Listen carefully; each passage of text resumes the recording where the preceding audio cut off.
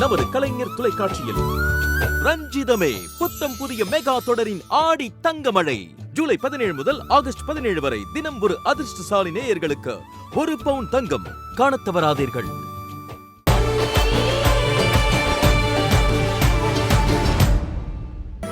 Pooja, Senthil phone பண்ணானா? அவன் எங்க மேடம் ஃபோன் பண்றான்? நான் தான் அவனுக்கு டெய்லி 2 தடவை ஃபோன் பண்ணி பொன்னி வீட்டில் என்ன நடக்குதுன்னு கேட்டு அப்டேட் பண்ணிப்பேன். அப்பதானே உங்களுக்கு இன்ஃபார்ம் பண்ண முடியும். சரி, என்ன அப்டேட்? பொன்னி எப்படி இருக்கா? ஸ்வேதாவை அவங்க அப்பா வீட்டுக்கு அனுப்பி வச்ச சந்துரு எப்படி இருக்கான்? மேடம், அது நாம எதிர்பார்த்தது. ஆனா நடந்தது வேற. என்ன நடந்தது சொல்லு. பெருசா பூகம்பம்னு நியூஸ் வரும், கூடவே உயிர் சேதம் ஒண்ணு இல்லன்பா. அப்புறம் என்ன அது பூகம்பம்? அப்படிதான் மேடம், பொன்னி வீட்லயும் பூகம்பம் வந்துச்சு. ஆனா ரிசல்ட், அதனால யாருக்கும் பாதிப்பு இல்ல. எப்படி அத சொல்ற? நியாயப்படி பாரதி வயித்துல வளர குழந்தைய சந்துரு வெறுக்கணும். ஆனா அவன் இதை இப்போ வெல்கம் பண்றான். அந்த குழந்தை அவனுக்கு வேணும்னு சொல்றான். ஆச்சரியமா இருக்கே. ஆனா பொன்னி அந்த குழந்தைய கலைச்சிருன்னு பாரதி கிட்ட சொல்றா.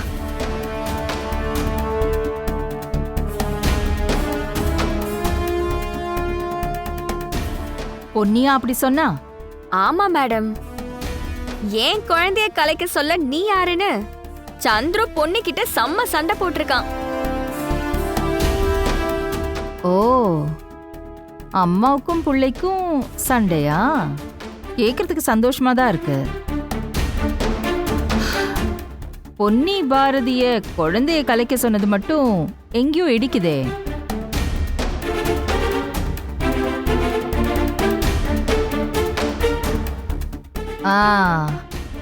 கரெக்ட், புரிஞ்சிருச்சு. பொன்னி ஒரு பக்கா பிசினஸ் உமன். சாமர்த்தியமா காய நகர்த்தி சந்துருவே அந்த குழந்தைய வேணும்னு சொல்ல வச்சிட்டா. அவளுக்கு மட்டும்தான் பிசினஸ் தெரியுமா? எனக்கும் தெரியும். அவளை எப்படி மடக்குறேன்னு பாரு.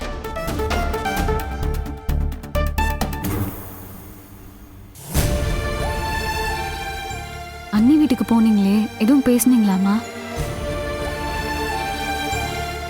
உங்க அண்ணி வீட்டுல தனியா போய் பேசுறதுக்கு ஒன்றும் இல்லை. அதான் மொத்தமா எல்லாரும் முன்னாடியும் வச்சு சந்துருவே பேசி அனுப்பிட்டானே.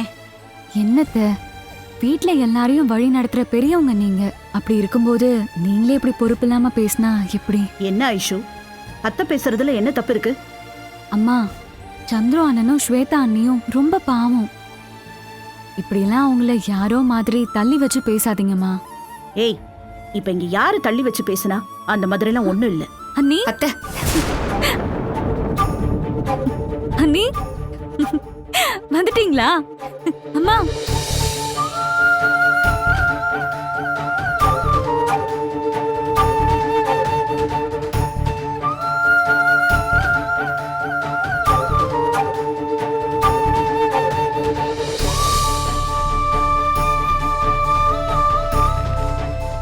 உன்னை யார் இங்க வர சொன்னா?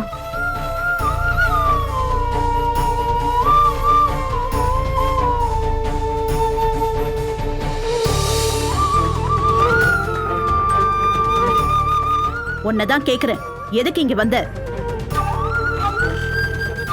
அம்மா, என்னம்மா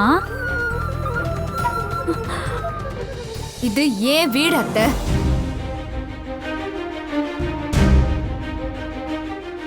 என் புருஷனும் இங்கதான் இருக்காரு. அந்த அளவுக்கு உரிமை எனக்கு தாராளமா இங்க இருக்கு. நான் யார் சொல்லி இங்க வரணும்? இல்ல யார கேட்டுட்டு வரணும்? இங்க பாரு, நீ சொல்ற இந்த கதையெல்லாம் நேத்து நீ இந்த வீட்டை விட்டு வெளியில போறதுக்கு முன்னாடி, எப்போ நீ செஞ்ச ஃப்ராடுத்தனெல்லாம் என் பையனுக்கு தெரிஞ்சு உன் கூட வாழ்றதுக்கு விருப்பம் இல்லைன்னு அடிச்சு வெளியில துரத்துனானோ அந்த நிமிஷமே உனக்கும் இந்த வீட்டுக்கும் சம்பந்தம் இல்லைன்னு ஆயாச்சு.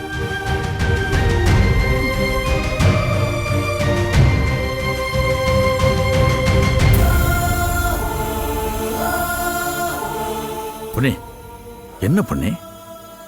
நான் உண்மைதானங்க சொல்றேன். இவ்வளவு தூரம் ஆனதுக்கு அப்புறம் நம்ம சந்திரக்கும் இவளுக்கும் எப்படி செட் ஆகும்?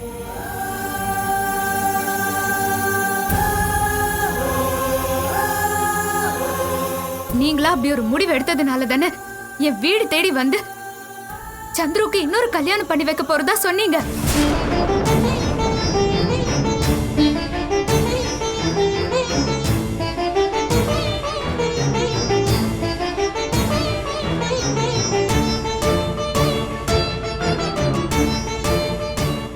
என்ன பொன்னி, அவங்க வீடு வரைக்கும் தேடி போய் இப்படி சொல்லிட்டு வந்தியா?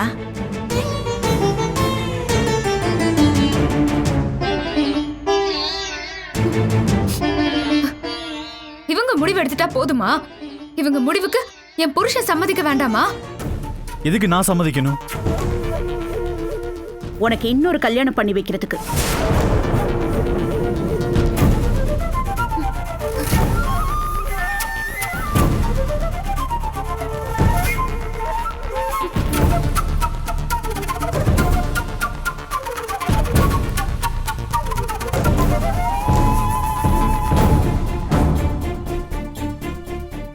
சந்துரு, இவ உனக்கு இனிமே தேவையில்லடா. குழந்தை பெக்காமே இருந்தாலும் பரவாயில்ல.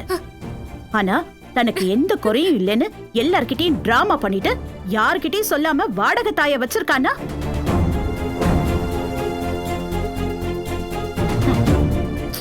சரிப்பா, எங்களை விடு. கட்டின புருஷன் உன்கிட்டயாவது அவ சொல்லிருக்கணும்ல. கண்டிப்பா சொல்லிருக்கணும் தான்.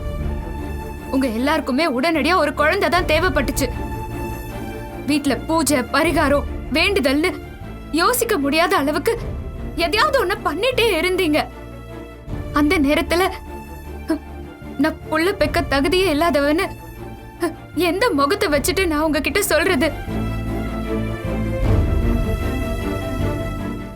அதனாலதான் இப்படி ஒரு முடிவை நானே எடுத்தேன்.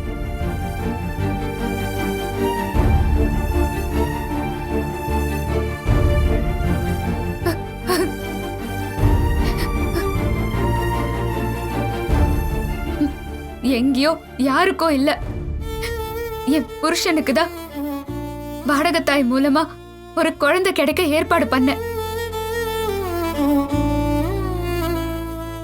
இதுல நான் செஞ்ச தப்பு என்னன்னு தெரியுமா? யார்கிட்டயும் சொல்லாதது மட்டும்தான்.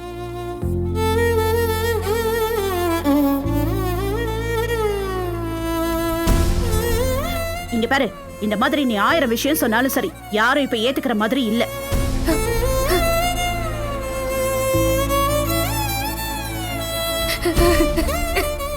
நீங்க யாரும் அதை முடிவெடுக்கிறதுக்கு?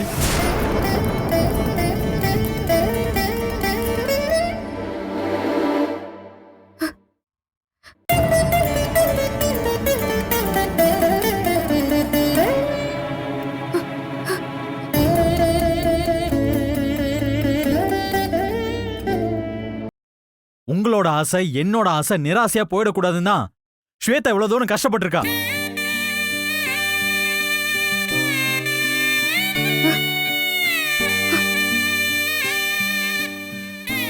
அப்புறம் நேத்து மட்டும் ஏன்பா நீ அவளை அவ்வளவு பேச்சு பேசி வீட்டை விட்டு வெளியில அனுப்புன?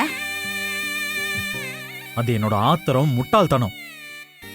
அவ என்கிட்ட சொல்லாம செஞ்சுட்டாளுங்கிற வெறி.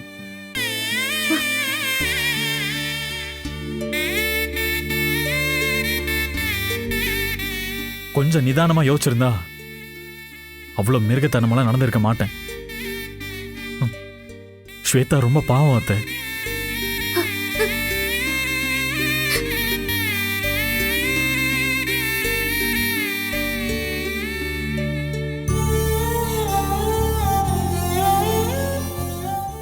அப்போ எங்கேயோ யாரோ பெத்து கொடுக்கிற குழந்தை இந்த வீட்டுக்கு வாரிசா வரணுமா? அம்மா, அது என்னோட குழந்தை. அதுக்கும் சேர்த்து இப்பவே சொல்றேன், என்னோட குழந்தை பாரதி வயித்துல நல்லபடியா வளரும். தேவையில்லாம அங்க போய் இடைஞ்சல் பண்ணிட்டு இருக்காதீங்க.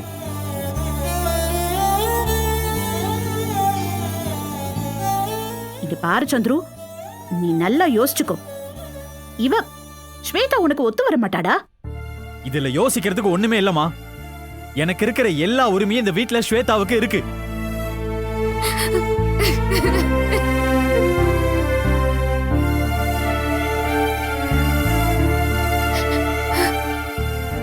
இந்த ஜென்மத்துல இவ மட்டும்தான் எனக்கு பொண்டாட்டி.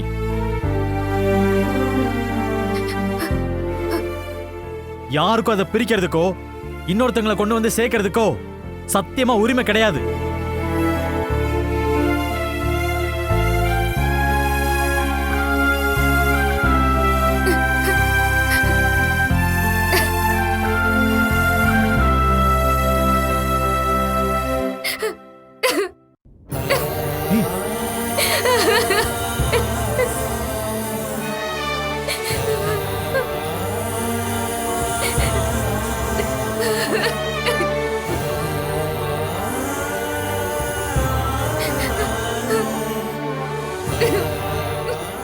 ஸ்வேதா, ஸ்வேதா எந்திரி.